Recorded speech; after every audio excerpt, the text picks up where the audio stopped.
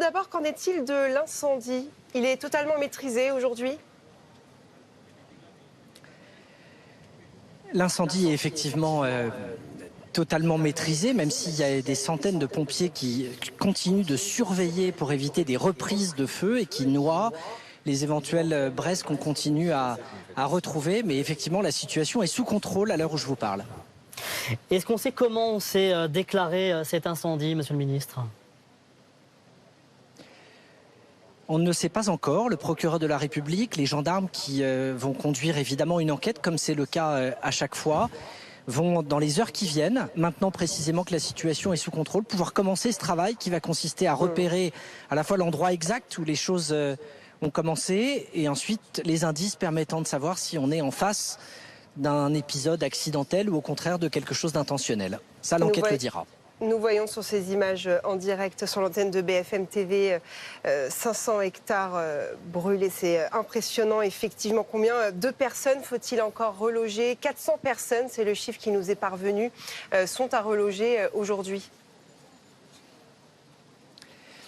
Alors, je pense qu'à la minute où on se parle, on est à moins que ça. Juste derrière moi, c'est effectivement le lieu où les naufragés de ce camping des Chênes Rouges qui a été totalement dévasté par les flammes ont été hébergés hier, avec ceux qui étaient dans des campings qui étaient menacés, pour lesquels heureusement on a réussi à préserver l'ensemble des bungalows.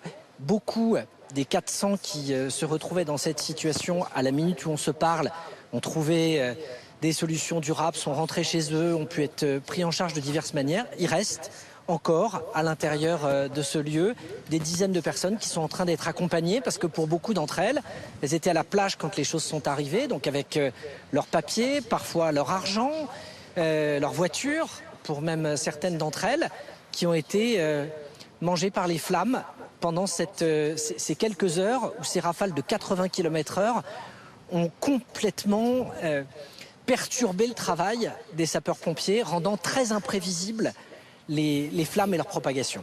Alors plusieurs dizaines de personnes sont à reloger, c'est ce que vous nous dites cet après-midi. Ce sont principalement des touristes donc? Ce sont effectivement des touristes qui sont venus dans cette ville d'Argelès, qui est la plus grande destination de camping de toute l'Europe, avec plus de 50 campings, avec des familles qui effectivement avaient leurs habitudes ici et qui ont été prises au piège de ces flammes. Heureusement pas physiquement. Je veux vraiment saluer les gérants, l'ensemble du personnel du camping qui a eu d'excellents réflexes pour précisément pousser les gens à sortir. Il faut comprendre que quand les flammes se sont rabattues vers le camping, la vraie difficulté pour les pompiers, ça a été la présence des bonbonnes de gaz à l'intérieur des bungalows qui ont provoqué des explosions et qui rendaient du coup impossible le fait qu'on puisse envoyer des pompiers au milieu du camping compte tenu des risques que ça leur a fait courir. Et ce sont les personnels de ce camping, les gérants en premier lieu, qui ont eu le réflexe de faire sortir tout le monde de manière préventive quand ils ont vu que la tournure que les événements étaient en train de prendre. Et donc je veux saluer leur courage autant que celui des sapeurs-pompiers.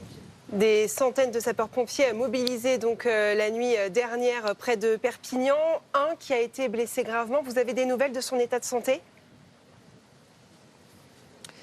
À la minute où je vous parle, les nouvelles sont plutôt rassurantes. Il a effectivement été victime d'une chute, mais ce sont plusieurs dizaines qui ont été pris au piège de ces fumées, qui se sont retrouvées à inhaler des quantités importantes et pour lesquelles il y a un suivi médical qui a été lancé, mais une effectivement qui a été transportée à l'hôpital dans un état sérieux et dans un état qui n'inspire plus d'inquiétude à la minute où on se parle.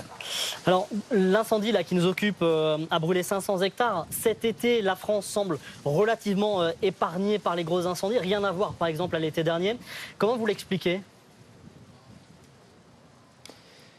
D'abord, il faut rester très modeste et très humble. On n'est que le 15 août.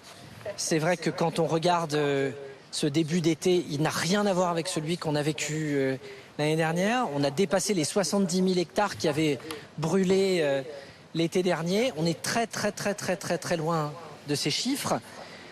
Il y a une part d'anticipation.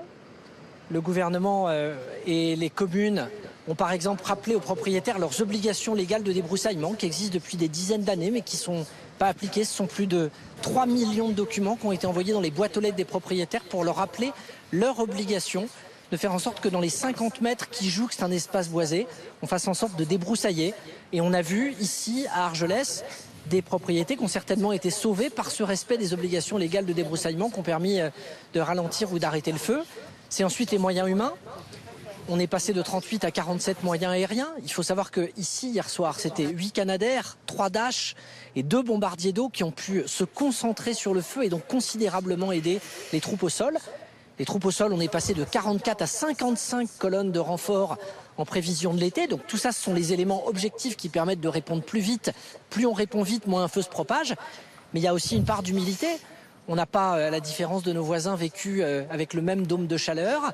On a eu des phénomènes climatiques jusqu'à maintenant moins défavorables qu'une partie de nos voisins. Et donc malgré des sols très secs, on est pour le moment effectivement parvenu à préserver une vraie vigilance.